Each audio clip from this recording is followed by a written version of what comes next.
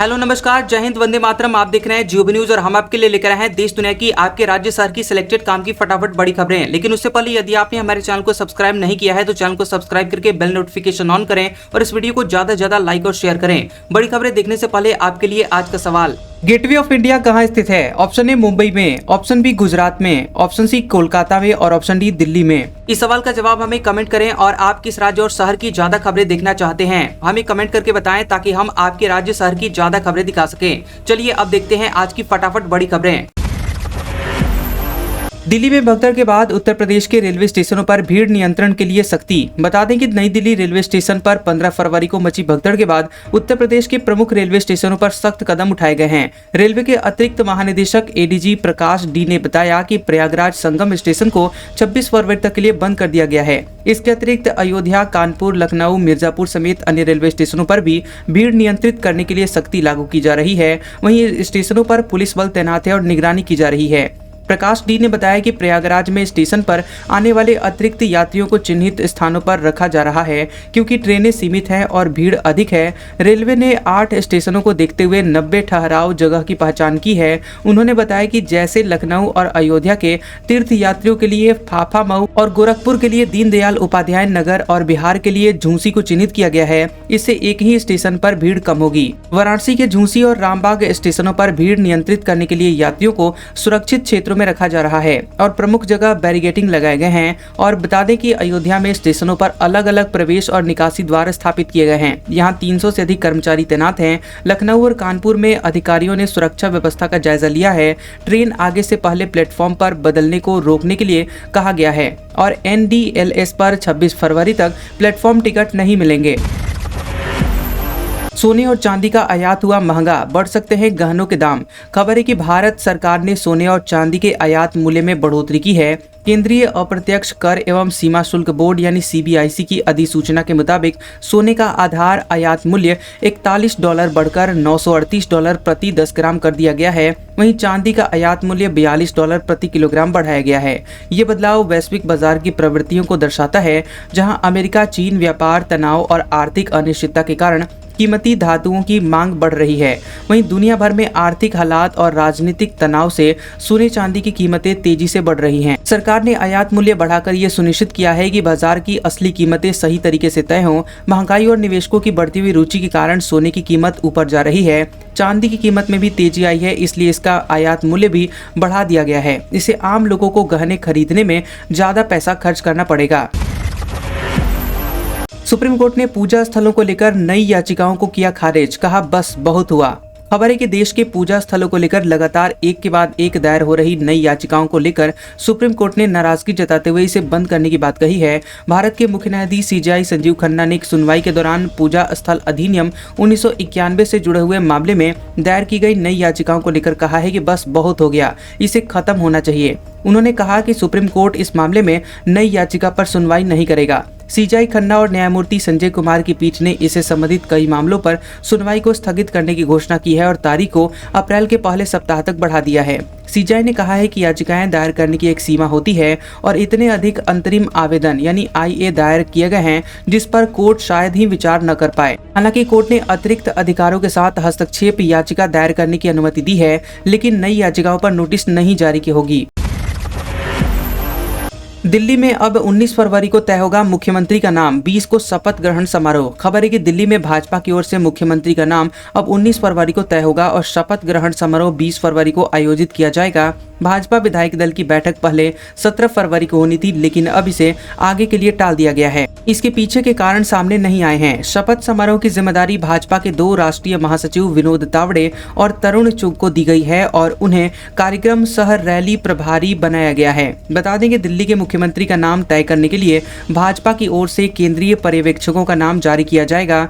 पर्यवेक्षक सभी 48 विधायकों के साथ बैठक कर उनकी राय शुमारी लेंगे और मुख्यमंत्री के चेहरे का ऐलान करेंगे। बताया जा रहा है कि भाजपा की ओर से कुछ संभावित नामों की सूची तैयार कर ली गई है जिन्हें विधायकों की बैठक में बताया जाएगा और उनमें से किसी एक नाम पर विधायकों की सहमति जतानी है। हालांकि इसकी पुष्टि अभी नहीं हुई है। दिल्ली के मुख्यमंत्री के लिए भाजपा की ओर से दावेदारों की सूची बढ़ती जा रही है। मुख्यमंत्री किसी विधायक को ही बनाया जाना है, तो ऐसे में अब तक 10 से अधिक नाम सामने आ चुके हैं। सबसे मजबूत दावेदारी प्रवेश वर्मा, रेखा गुप्ता, सतीश उपाध्याय, विजेंद्र गुप्ता, शिखा राय, हरीश खुराना और मनजिंदर सिंह सिरसा की बताई जा रही है और अन्य में नीरज बोसैया, कपिल मिश्रा, रविंद्र नेगी, राजकुमार भाटिया का नाम चल रहा है। नई दिल्ली रेलवे स्टेशन पर अब प्लेटफॉर्म टिकट नहीं मिलेगा। हादसे के बाद लिया गया बड़ा फैसला। खबर है कि नई दिल्ली रेलवे स्टेशन पर अगले कुछ दिनों के लिए प्लेटफॉर्म टिकट नहीं दिए जाएंगे। शनिवार को स्टेशन पर हुए हादसे के बाद यह निर्णय लिया गया है। रेलवे प्रशासन ने स्टेशन काउंटर पर 26 फरवरी तक प्लेटफॉर्म टिकट बिक्री को बंद कर दिया है और ये सोमवार से लागू भी हो गया है। महाकुंभ के कारण दिल्ली से प्रयागराज जाने के लिए अब भी श्रद्धालुओं की भीड़ स्टेशन पर उमड़ पड़ी है और भारी संख्या में लोग स्टेशन पहुंच रहे हैं। रेलवे स्टेशन पर भीड़ को देखते हुए टिकट कलेक्टरों, हेड टिकट कलेक्टरों के साथ रेलवे सुरक्षा बल और वाणिज्य कर्मचारियों को तैनात किया गया है। रेलवे स्टेशन के अंदर टिकट देखने के बाद ही यात्रियों को प्रवेश दिया जाएगा। बुजुर्ग यात्रियों को छोड़ने के लिए परिवार के लोगों को जाने की अनुमति दी जाएगी। वहीं स्टेशन पर सीसीटीवी और नियंत्रण कक्ष के जरिए निगरानी की जा रही है और स्टेशन पर यात्रियों को घोषणा के जरिए आगाह किया जा रहा है।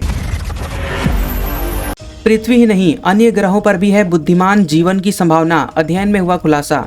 खबर है कि वैज्ञानिकों का मानना है कि बुद्धिमान जीवन सिर्फ पृथ्वी पर नहीं बल्कि अन्य ग्रहों पर भी हो सकता है। अमेरिका की पेन स्टेट यूनिवर्सिटी के शोधकर्ताओं ने बताया है कि ग्रहों का विकास सामान्य प्रक्रिया हो सकती है जिससे जीवन उत्पन्न हो सकता है। नए अध्ययन में दावा किया गया है कि जीवन का उत्पन्न होना कहीं और भी संभव हो सकता है। शोधकर्ताओं ने कहा कि बुद्धिमान जीवन का अस्तित्व एक अनहोनी घटना नहीं बल्कि एक तार्किक और पूर्वानुमानित प्रक्रिया हो सकती है। पेन स्टेट यूनिवर्सिटी के प्रोफेसर जेसन राइट ने बताया कि जीवन का अस्तित्व केवल पृथ्वी तक सीमित नहीं है और यह अन्य ग्रहों पर भी उत्पन्न हो सकता है। यह केवल समय की बात हो सकती है और कुछ ग्रह पृथ्वी से ज्यादा जल्दी ऐसे जीवन स्थितियां उत्पन्न कर सकते हैं। इस अध्ययन में बताया गया है कि पृथ्वी पर जीवन के विकास में जो मुख्य बदलाव हुए हैं वे स्वाभाविक जैसे थे और बता दें जैसे पौधों का प्रकाश संश्लेषण ने ऑक्सीजन का निर्माण किया जिससे पशु जीवन का विकास हुआ। शोधकर्ताओं ने यह भी कहा है कि जीवन का विकास पूरी तरह से प्राकृतिक प्रगति हो सकती है जो अन्य ग्रहों पर भी लागू हो सकती है। इसका मतलब यह है कि जीवन की उत्पत्ति पृथ्वी के साथ साथ अन्य ग्रहों पर भी संभव हो सकती है। दक्षिण कोरिया ने डीप सीक पर लगाया प्रतिबंध, लोकल ऐप स्टोर से डाउनलोड करने को किया ब्लॉक। खबर है कि दक्षिण कोरिया ने चीन की artificial intelligence AI company deep seek के ऐप को अस्थायी रूप से अपने ऐप स्टोर से हटा दिया है। सरकार ये जांच कर रही है कि कंपनी यूजर डेटा को कैसे संभालती है। डेटा सुरक्षा आयोग यानी PIPC का कहना है कि जब तक डीप सीक कोरियाई गोपनीयता कानूनों का पालन नहीं करता तब तक इसे डाउनलोड नहीं किया जा सकेगा। हालांकि जो लोग पहले से ही इस ऐप का इस्तेमाल कर रहे हैं वो इस ऐप का उपयोग कर सकते हैं।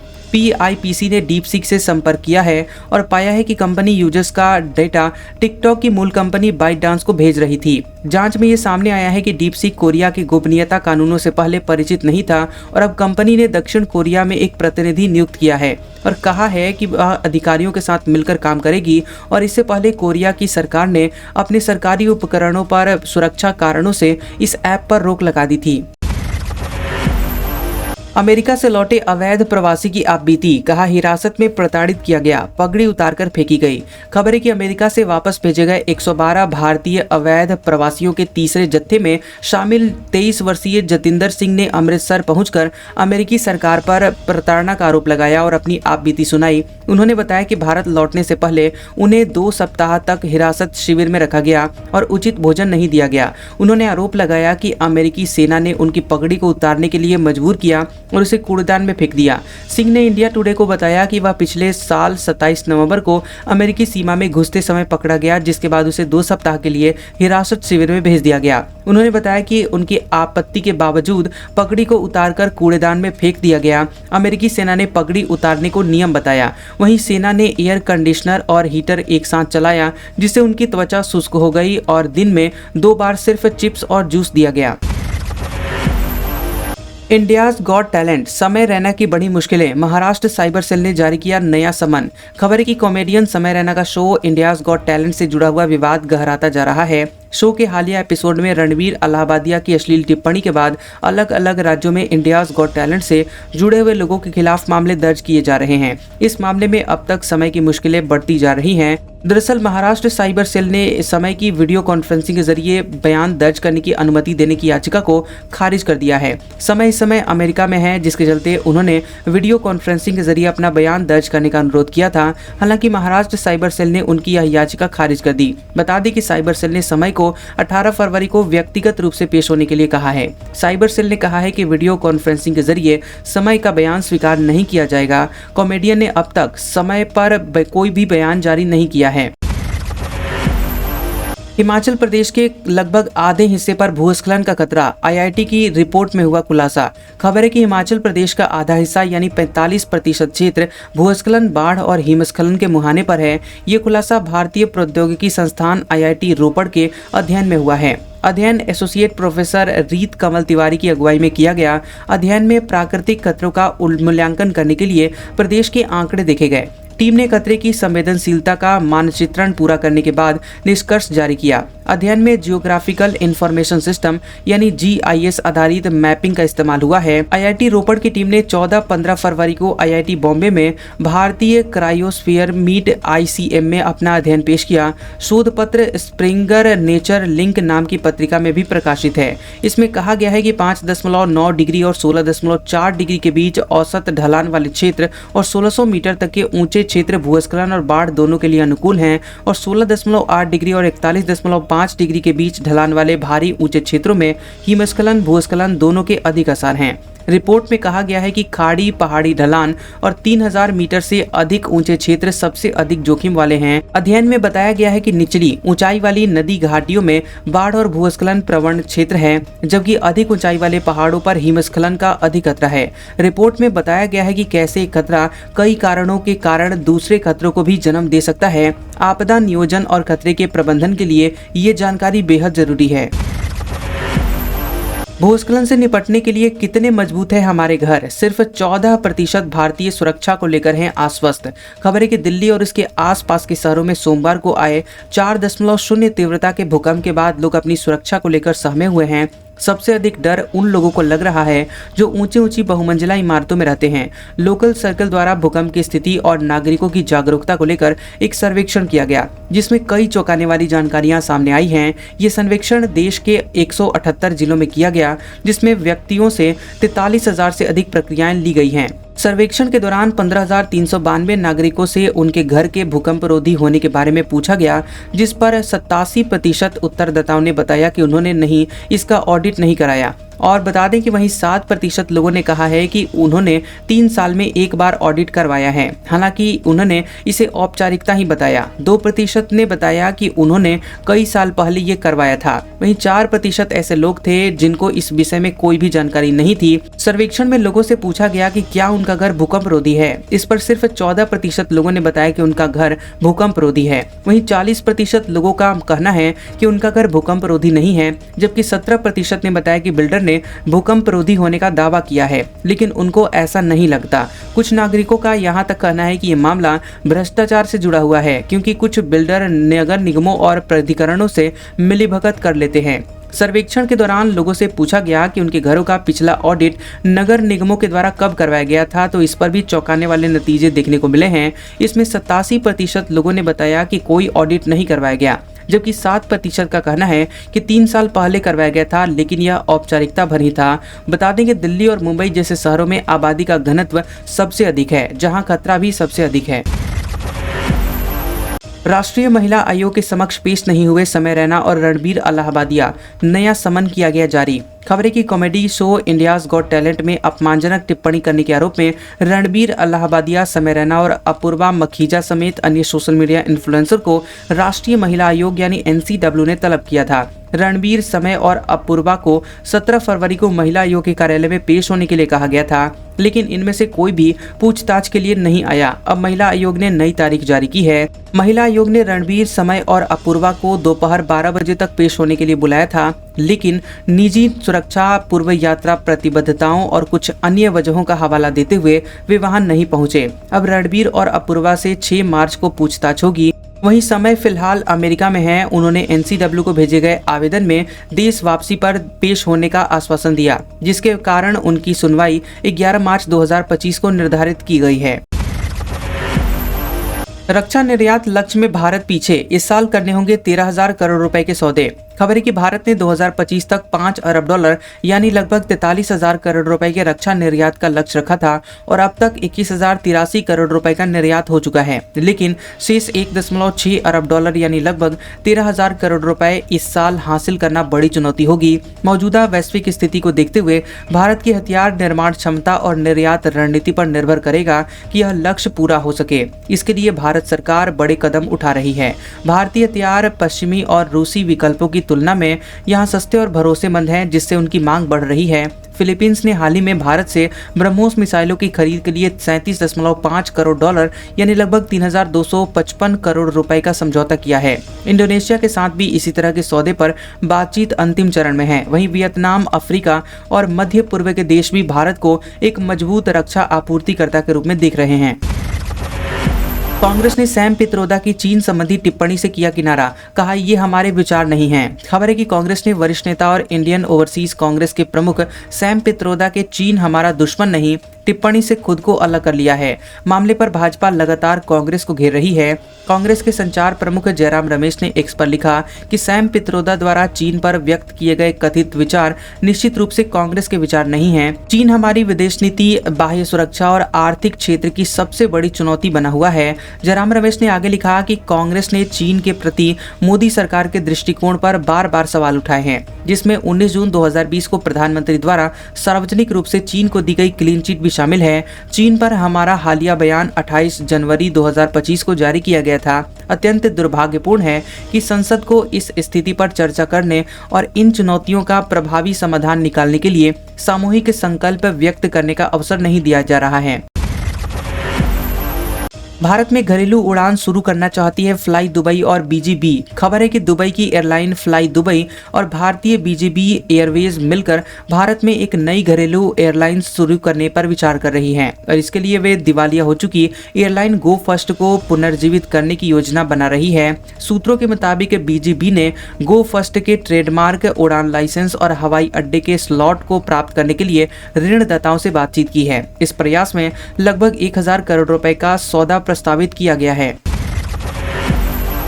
दिल्ली भगदड़ मामले पर 3 सरकारी बयान, उलझी जांच। पुलिस बोली 2 ट्रेनों के मिलते जुलते नाम से भ्रम हुआ। रेलवे बोला एक व्यक्ति के फिसलने से स्थिति बिगड़ गई। नई दिल्ली रेलवे स्टेशन पर शनिवार की रात करीब 9:26 पर भगदड़ से 18 लोगों की जान चली गई। मरने वालों में 14 महिलाएं और 4 पुरुष शामिल हैं। इनमें 4 बच्चे हैं। वहीं 25 से ज्यादा लोग घायल हैं और हालांकि प्रशासन ने 15 घायलों की सूची जारी की है। मृतकों को दिल्ली के आरएमएल अस्पताल लाया गया था और स्टाफ सूत्रों के मुताबिक ज्यादातर शवों के सीने और पेट में चोटें थी, उनकी दम घुटने से जान चली गई। उधर भगदड़ क्यों मची, इस पर 3 सरकारी बयानों ने जांच को उलझा दिया है। दरअसल दिल्ली पुलिस का कहना है कि प्रयागराज नाम से 2 ट्रेनें थी और इनमें से एक स्पेशल के प्लेटफॉर्म 16 पर पहुंचने का अनाउंसमेंट हुआ।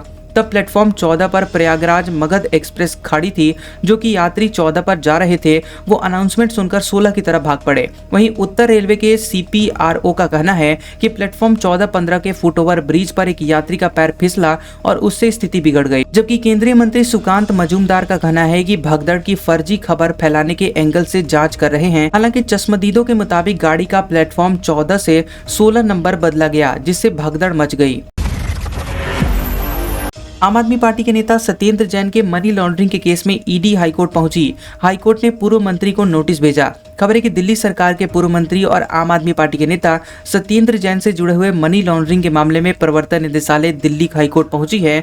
ईडी ने आम आदमी पार्टी के नेता के खिलाफ निचली अदालत में चल रहे ट्रायल पर रोक लगाने की मांग की है। ईडी की याचिका पर दिल्ली हाईकोर्ट ने सत्येंद्र जैन को नोटिस जारी करके जवाब मांगा है। वहीं ईडी का कहना है कि इस मामले में नया डेवलपमेंट हुआ है और जब तक ईडी मामले में सप्लीमेंट्री चार्जशीट दाखिल नहीं कर देती है, तब तक निचली अदालत में चल रही सुनवाई पर रोक लगा दी जाए। अब दिल्ली हाईकोर्ट में अगली सुनवाई 3 मार्च को होगी। महाकुंभ मेला क्षेत्र में फिर आग लगी। 1 महीने में आग की 5वीं घटना, जबरदस्त भीड़, 1 करोड़ लोगों ने किया स्नान। प्रयागराज महाकुंभ मेला परिसर में सोमवार दोपहर एक बार फिर से आग लग गई। सेक्टर 8 में लगी आग पर दमकल कर्मियों ने काबू पा लिया। वहीं श्री कपीय मानस मंडल और उपभोक्ता संरक्षण समिति के शिविर में आग लगी थी। दोनों शिविरों में 2-2 तंबू जल गए। मुख्य अग्निशमन अधिकारी प्रशांत सिंह राणा ने कहा कि लगभग 3 बजे हमें टेंट में आग लगने की सूचना मिली थी, जिसके तुरंत बाद हमारी गाड़ियां यहां पहुंची और हमने आग पर काबू पा लिया। टेंट खाली था, कोई जनहानि नहीं हुई है। आगे की जांच चल रही है।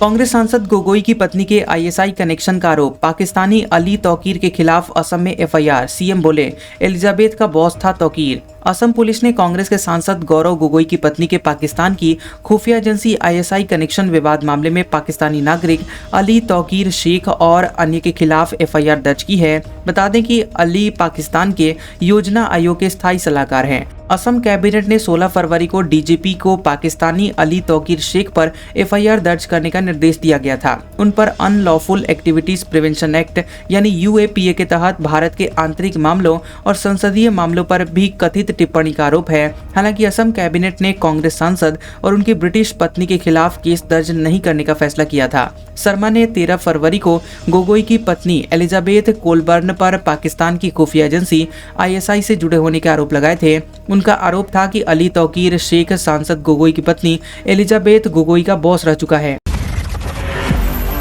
दिल्ली में यमुना की सफाई शुरू, एलजी सक्सेना ने समय सीमा तय की। नदी में गंदा पानी जाने से रोकने के लिए सख्त निर्देश। दिल्ली में यमुना की सफाई का काम शुरू हो गया है। भाजपा ने हालिया चुनाव में इसे बड़ा मुद्दा बनाया था। नदी की सफाई के लिए 3 साल का समय तय किया गया है और एलजी सक्सेना ने मुख्य सचिव के साथ बैठक के बाद सफाई के निर्देश दिए थे। एलजी ऑफिस के मुताबिक यमुना की सफाई 4 चरणों में होगी। पहले चरण में नदी से कचरा और गाद हटाई जाएगी। इसके साथ ही नजफगढ़ ड्रेन, सप्लीमेंट्री ड्रेन और अन्य बड़े नालों की सफाई भी होगी। इसके अलावा सीवेज ट्रीटमेंट प्लांट्स यानी एसटीपीएस की निगरानी रखी जाएगी।